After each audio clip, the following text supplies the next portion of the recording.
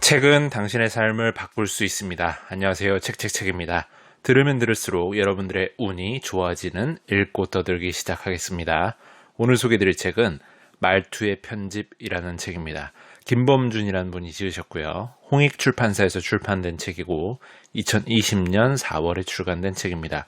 총 페이지 수는 208쪽입니다. 먼저 저자 소개 말씀드려 보겠습니다. 저자 김범준, 고려대학교에서 경제학을 전공하고 SK브로드밴드, 삼성 SDS를 거쳐 현재 LG유플러스에 재직 중이십니다. LG그룹, 삼성그룹 등의 대기업부터 금융기관, 국가과학기술인력개발원, 한국과학기술연구원 등의 공공기관에서 비즈니스 커뮤니케이션 솔루션을 전파하는 강연자로 활동하고 계십니다. 지으신 책으로는 모든 관계는 말투에서 시작된다. 약이 되는 칭찬, 독이 되는 칭찬, 끌림의 대화, 회사어로 말하라, 아빠의 인성교육, 당신은 존재감 있는 사람입니까? 등이 있다. 누구나 속마음을 당당하게 표현하는 데는 서툴러서 스피치에 뛰어난 상대의 기세에 눌려서 주절주절 횡설수설을 말하는 말투 습관 때문에 엄청나게 노력을 해놓고도 멋지게 매듭지지 못한 경험들이 아마 있으실 것입니다. 이 책은 말투의 편집 기술이 부족하기 때문이라고 단언하고 있습니다. 상대를 제압하고 일과 인간관계에서 승리하기 위해서는 결정적인 순간에 잘 편집된 말투로 이끌어 나가야 된다는 것이죠. 서툴고 투박한 말투를 남발하여 결정적인 순간에 패배의 쓴잔을 마시는 사례들과 그런 순간에 꼭 필요한 표현법을 센스 있게 구사할 수 있도록 돕는 해결책이 바로 흥미진진하게 이 책에서 펼쳐지고 있습니다. 말투를 고치고 다듬고 편집하는 법을 알게 된다면 꼭 필요한 말을 요약 정리해서 멋지게 표현할 수도 있을 것입니다. 나를 지키고 나의 일상을 품위 있게 만드는 일에 필수적인 것이 있으니 그건 바로 말투입니다. 말투의 사전적 의미는 한 사람의 말에서 드러나는 독특한 방식이나 느낌입니다. 내가 하는 말, 그것을 담는 말투를 보면 사람이 보입니다. 장황하게 말하는 사람, 간략하게 말하는 사람, 욕을 섞어 쓰는 사람, 어떤 상황에서도 부드럽게 말하는 사람, 톡톡 쏘듯이 말하는 사람, 툭툭 던지듯 말하는 사람 등등 우리는 각자 어떤 말투를 쓰고 있을까요? 내 말투는 남에게 어떤 느낌으로 다가갈까 한번 고민해 봐야 될 것 같습니다. 관계 속에서 나는 내 말투로 정의됩니다. 아주 일상적인 인사말부터 진심을 담은 이야기까지 우리는 때로는 글로 소통하고 있습니다. 그래서 말투는 중요합니다. 말투에 따라 나의 이미지가 규정되고 관계의 질이 결정되고 내 위치가 달라지고 때로는 원하는 것을 더 손쉽게 얻거나 잃을 수도 있습니다. 그래서 우리는 말투에 신경을 써야 되는 것이죠. 누구에게나 호감인 완벽한 말투는 없습니다. 완벽한 사람이 없는 것처럼 말이죠. 하지만 누구나 말투를 좋게 다듬어서 사회 속에서 더 나은 사람이 될 수는 있습니다. 그게 바로 말투의 편집이 필요한 이유인 것이죠. 어떻게 편집하고 디자인하느냐에 따라 내가 더 맞는 사람을 만나고 더 즐거운 대화를 나누고 더 나은 삶을 살 수가 있습니다. 말투의 디자인에서 심플해야 한다는 원칙을 지키기 위해 특별하게 멋진 말을 구사할 필요는 없습니다. 그저 문제의 본질을 깨닫고 그것을 위해 가장 중요한 말을 최대한 간결하게 표현하면 됩니다. 명료하다라는 말이 있습니다. 분명하고 또렷하다는 뜻으로 흔히 간단명료하다는 표현으로 쓰입니다. 진리는 언제나 간단명료합니다. 짧되 핵심에 집중하는 명료한 말투가 복잡한 문제를 간단하게 정리하고 결국 나의 일상을 나아가 나의 삶 전체를 수준 높은 형태로 디자인합니다. 모든 사람이 이렇게 또렷한 말투를 쓰려고 노력한다면 세상의 대화는 좀 더 군더더기 없이 진실되고 사람 사이의 오해와 갈등과 반목도 줄어들지 않을까요? 성공 철학의 거장인 나폴레온 힐은 이렇게 말하고 있습니다. 지혜로운 사람은 말을 해야 할지 아니면 침묵을 지켜야 할지 망설이게 될 때 자기 자신을 믿고 침묵을 선택한다고 합니다. 여기서의 침묵은 역시 아예 말하지 않는 것이 아니라요. 신중하게 생각해서 간결한 말투로 말한다는 뜻에 가깝다고 합니다. 상대가 아무리 부정적으로 나온다고 해도 긍정적인 말로 응답해야만 합니다. 상대방이 혼란스러워한다고 함께 정신이 없다면 아마추어라고 할 수 있죠. 프로페셔널은 어려운 순간에도 내면의 흔들림을 바로잡고 마음의 평화를 유지하면서 자신의 말투로 대화를 디자인할 수 있어야 됩니다. 다음은 저자가 하는 한 부부의 이야기인데요. 이 부부는 10년 동안 살고 있던 아파트를 팔려고 했다고 합니다. 그런데 마지막 순간에 사려는 사람과 티격태격하게 된 것이죠. 구두로 얼마에 매수하겠다고 이야기가 나온 상황이었는데 막상 계약하는 자리에 와서 다른 말을 하니 당연히 짜증스러울 수밖에 없었겠죠. 그런데 이런 상황이 한마디 말로 해결이 됐다고 합니다. 과연 무슨 말이었을까요? 참고로 팔려는 부부는 30대 후반이었고 사려는 사람은 결혼을 앞두고 집을 보러 다니던 신랑의 어머니였습니다. 이미 매매가 협의가 끝난 것을 신랑의 어머니가 막판에 트집을 잡으며 깎으려고 하자 판매자인 부부의 기분이 상할 대로 상한 상태였죠. 이때 파는 쪽의 남편이 이렇게 말했다고 합니다. 그런데요, 어머니, 이 집은 이상하게 애가 잘생겨요. 우리 부부도 아들 둘을 낳았고요. 우리보다 먼저 살았던 부부도 애가 둘이었고요. 마트도 가까워서 좋아요. 이 동네는 조용한 곳이고요. 지하철도 가깝습니다. 등등. 많은 말을 해도 별로 관심을 갖지 않던 매수자의 어머니는 아이를 둘 낳았다는 말에 반색을 하면서 당장 계약하자고 했다고 합니다. 이 남자 참 현명하지 않은가요? 감정 섞인 날카로운 말로 대응하기보다 상대의 관심을 끌 수 있는 화제를 부드러운 말투로 꺼냈으니 말이죠. 말투를 컨트롤할 줄 아는 대화 디자이너로서 손색이 없어 보입니다. 한번 생각해 볼까요? 이 경우에 커뮤니케이션 충돌의 이유는 단 하나, 돈이었죠. 하지만 해결은 돈 그 자체가 아닌 다른 방법에 의해 이루어졌습니다. 문제의 핵심을 돈이 아닌 자녀로 전환한 순간에 모든 상황이 종료된 것입니다. 말투의 힘이 제대로 발휘된 순간이 바로 이런 때가 아닐까요?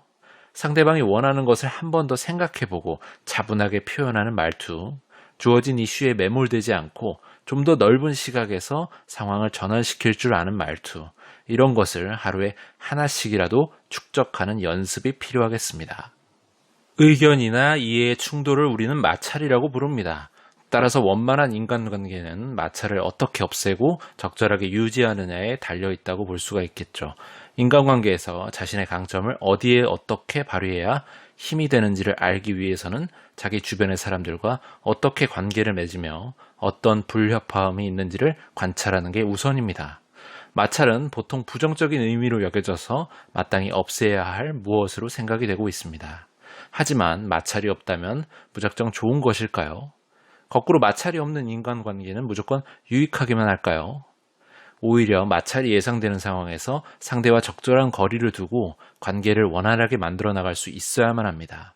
적절한 거리를 두는 말투를 사용한다는 건 상대방에 대한 예의와 배려를 나타내기에 자신의 소통 역량을 내보일 수 있는 계기가 될 것입니다. 독서 모임을 함께하던 어느 교사로부터 저자가 들은 얘기라고 합니다. 어릴 적부터 한쪽 다리가 불편했던 그는 어른이 된 지금도 목발이 필요하다고 했습니다. 언젠가 그가 담담히 자신의 이야기를 털어놓은 적이 있다고 합니다. 초등학교 3학년 때였어요. 무척 더운 날이었죠. 목발을 짚고 지하철 계단을 올라가고 있는데 누군가 한 손에 들고 있던 저의 신발 가방을 툭 잡아채더라고요. 깜짝 놀라서 쳐다보니까 어떤 아주머니가 서 계셨어요. 그런데 그분이 끌끌 혀를 차며 이렇게 말씀하셨어요. 아유, 불쌍해라. 아줌마가 도와줄게. 그는 계단을 어떻게 올랐는지 모를 정도로 모멸감에 휩싸였다고 회고했습니다. 그는 이렇게 덧붙였다고 합니다. 성인이 된 지금도 여전히 그런 시선은 불편해요.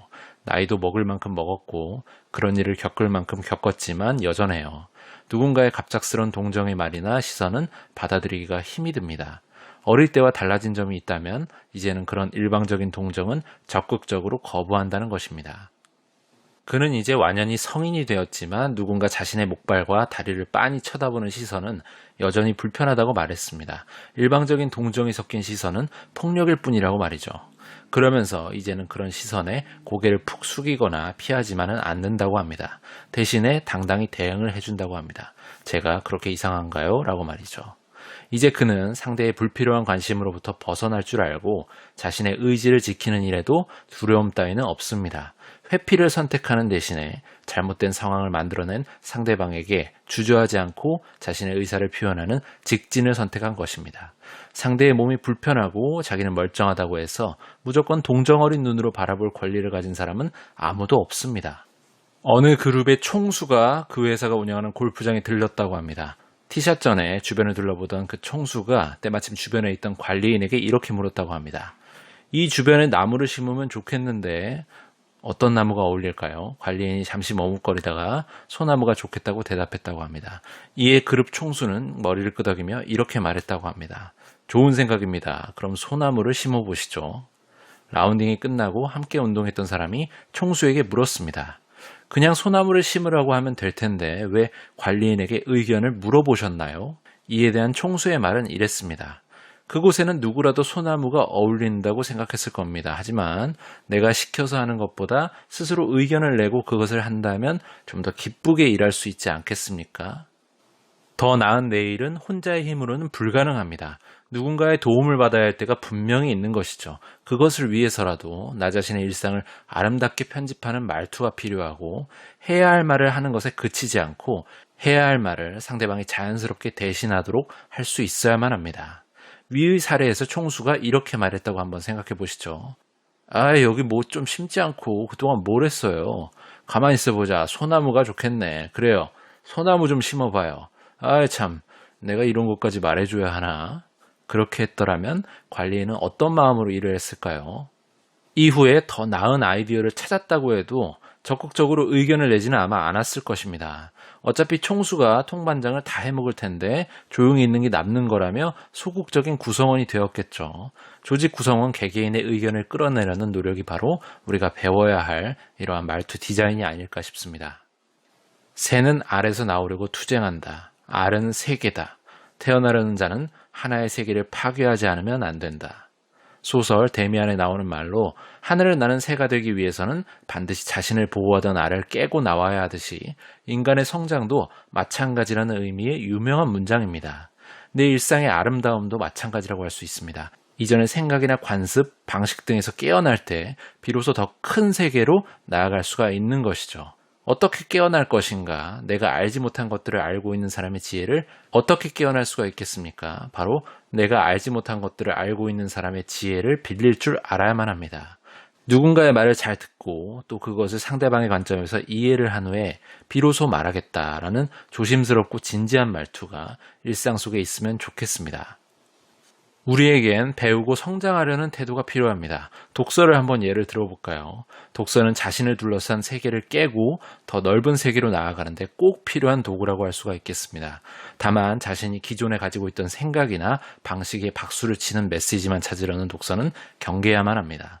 처음 본 것, 알지 못했던 것, 낯선 것, 조금은 불편한 것들이 우리의 안목을 넓혀주는 것이죠. 이미 내가 하고 있는 생각과 행동을 잘한다고 말해주는 책들은 기존의 세계를 더 견고하게 만들 뿐입니다. 자존심을 버리고 이기주의의 울타리를 벗어나서 자신의 실수를 인정하며 겸손할 줄 아는 마인드로 세상과 소통하겠다는 태도가 필수라고 할 수 있습니다. 첫째, 자신에 대한 반성이 필요합니다. 자기 자신을 성찰하지 못하는 사람은 알고 있는 척만 하다가 망신을 당하는 경우가 많습니다. 자기를 내려놓지 못해 자존심만 가득한 그들의 삶에 도움이 안 되는 것들과 쓸데없이 다툼을 많이 합니다. 자신에 대한 반성과 문제점을 개선하려는 노력이야말로 우리가 평생에 걸쳐 도전해야 할 제대로 된 공부이자 올바른 일상의 디자인입니다. 매일매일 진실한 마음으로 하루를 반성하고 마감하는 자세라면 퇴근 후 멍하니 텔레비전만 바라보다 잠이 들거나 흥청망청 술이나 마시며 허송세월을 하는 사람보다 훨씬 미래가 밝을 것입니다. 둘째, 배우고 성장하려는 태도를 지녀야 합니다. 자신이 틀렸는데도 끝까지 옳다고 우기는 사람들이 있습니다. 또는 남들이 폐기처분한 고리타분한 삶의 이론을 자기만의 원리 원칙으로 삼고 무조건 맹신하는 사람들도 있습니다. 그들은 새로움으로 가는 배움의 길을 외면합니다. 성장을 원한다면 자신의 과거에 대한 치열한 되새김질이 필요합니다. 그들은 자기만의 허상을 찾아 맹목적인 직진 인생으로 일관합니다. 이러한 태도를 버려야만 합니다.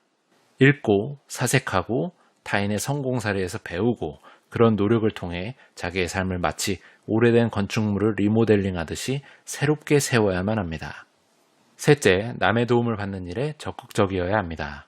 과거는 습관의 산물이기 때문에 좀처럼 벗어나기가 어렵습니다. 과거에서 벗어나 좀 더 나은 미래의 삶을 디자인하기 위해서는 누군가의 도움이 필요합니다. 학생이라면 선생님이 되겠지만 사실 어른이 된 사람들이 꼭 맞는 선생님을 구하는 것은 좀 어려울 것입니다. 물론 스스로 깨칠 수만 있다면 최고겠지만 그것은 좀 불가능할 수가 있겠죠. 그래서 저자는 내 옆에 항상 머물러 있는 최고의 과외교사로 책을 선택했다고 합니다. 책을 쓴 저자를 선생님으로 초빙한다고 생각한 것이죠. 단 몇만 원이면 충분합니다. 나의 과거를 돌아보도록 도와줄 선생님을 모시는 값이 그 정도라니 얼마나 저렴한 것입니까?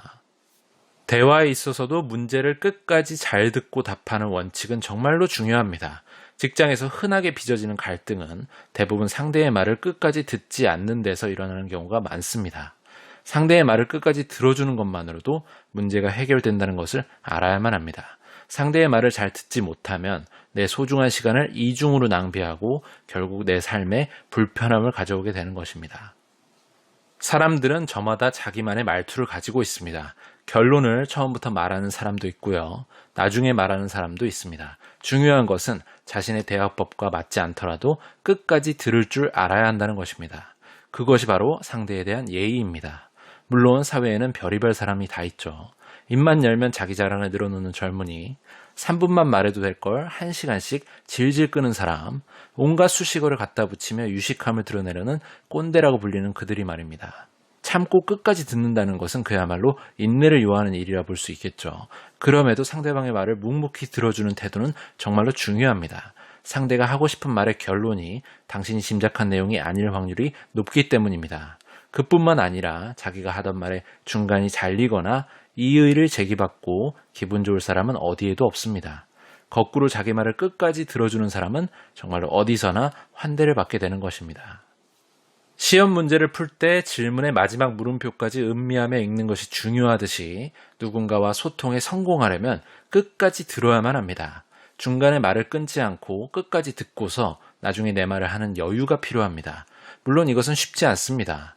이미 자신의 역할을 당당하게 해내고 있고 인정도 받고 있는 사람이라면 상사나 동료, 후배의 말을 끝까지 듣기가 어려운 경우가 분명히 있습니다. 그럼에도 그들이 그렇게 말을 하는 데는 다 이유가 있다고 겸손히 한번 받아들여 보십시오. 게다가 당신의 위치와 경험에서는 절대 알지 못하는 어떤 그 이유가 있을지도 모르는 일입니다. 영화배우들에겐 액션만큼이나 리액션이 중요하다고 합니다. 액션이 제대로 빛을 발하려면 리액션이 도와줘야 한다는 뜻이죠. 말도 마찬가지입니다. 토크가 있으면 반드시 리토크가 있어야만 합니다. 이렇게 끝까지 들으라고 하니 마치 조직에서 하위에 있는 구성원들에 대한 이야기라고 착각하는 상상들도 있을지 모르겠는데요. 그것은 절대 아닙니다.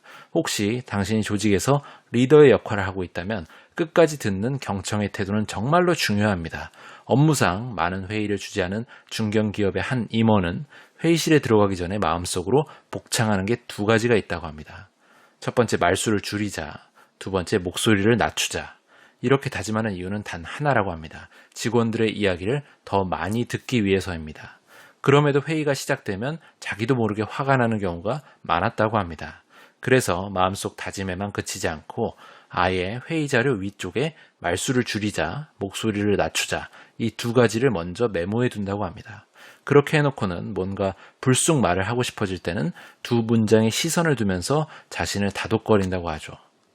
20세기의 문맹자는 글을 읽지 못하는 사람이었지만 21세기의 문맹자는 상대방의 마음을 읽지 못하는 사람이라는 말도 있습니다.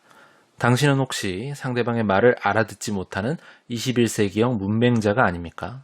이 물음은 어쩌면 당신의 겸손함이나 공감 능력을 묻는 것일 수도 있습니다. 공감이란 상대의 상황에 대한 이해라고 볼 수가 있습니다. 미국의 작가 올리버 웬델 홈스는 이렇게 말했습니다.